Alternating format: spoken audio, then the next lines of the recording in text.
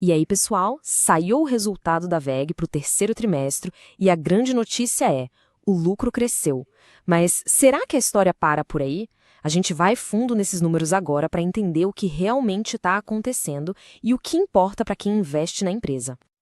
Olha só esse número que salta aos olhos, 4,5%. Esse foi o aumento do lucro líquido se a gente comparar com o mesmo período do ano passado. Parece bom, né? Mas, como a gente sempre fala aqui, o detalhe faz toda a diferença. Bora entender de onde veio esse crescimento.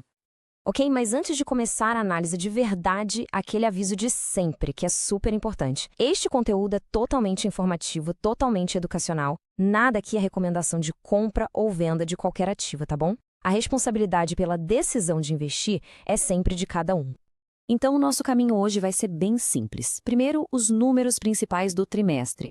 Depois, a gente vai ver o que foi bom, o que puxou o resultado para cima e, claro, os pontos de atenção, onde estão os riscos. Daí, a gente dá uma olhada no que a própria empresa está falando sobre o futuro e, no final, um resumão para fechar. Fechado? Então, vamos lá. Beleza. Começando então pelos grandes números, os principais indicadores que mostram como foi a performance da empresa nesse trimestre. Olha aí o painel geral. Receita líquida, que é resumindo a grana que entrou com as vendas, cresceu 4,2%. O lucro líquido, aquilo que sobra lá no fim da conta, depois de pagar tudo, subiu 4,5%. E o EBITDA, que é uma forma de ver a geração de caixa da operação, também veio positivo. Então, assim, olhando por cima, parece um resultado bem sólido, né? Tá, mas vamos entender o que fez esses números crescerem. Qual foi a parte boa da história? O que impulsionou o resultado?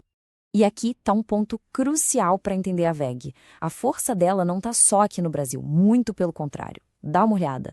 Mais de 60% da receita veio do mercado externo. Isso é super importante, porque mostra uma empresa diversificada que não depende só da economia de um país para crescer.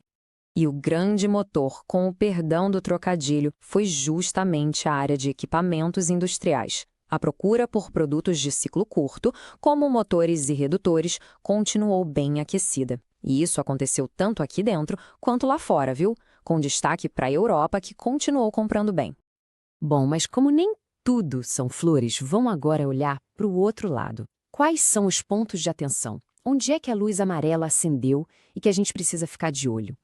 E o primeiro ponto de atenção é esse aqui, a margem EBITDA. Repara que ela teve uma pequena queda.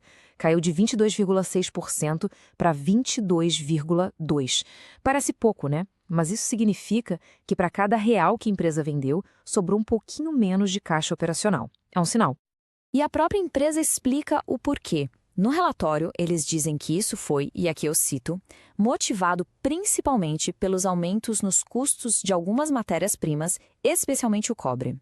Ou seja, o custo para produzir ficou mais caro e isso apertou a margem. E não foi só a margem que sentiu.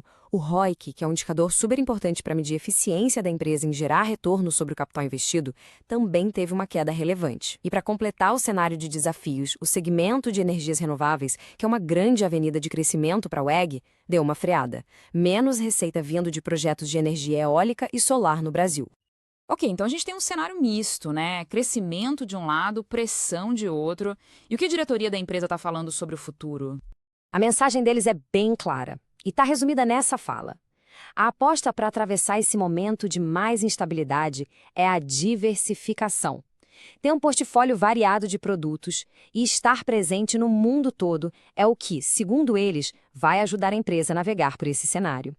Beleza, então para a gente fechar e amarrar todas as pontas, vamos fazer aquele resumo rápido com os principais pontos que quem acompanha a WEG precisa guardar sobre esse trimestre?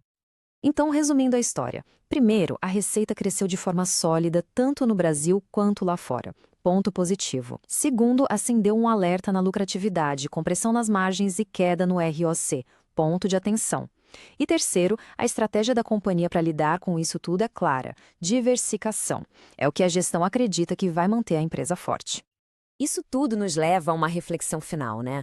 Com esse cenário de crescimento de um lado e margens apertadas do outro, qual vai ser o fator decisivo para ficar de olho no próximo trimestre? Fica aí a pergunta. E para quem já investe ou estuda a empresa, o que achou desses números? Deixa aqui nos comentários, vamos trocar uma ideia. E claro, se curtiu a análise, não esquece de se inscrever no canal para não perder as próximas.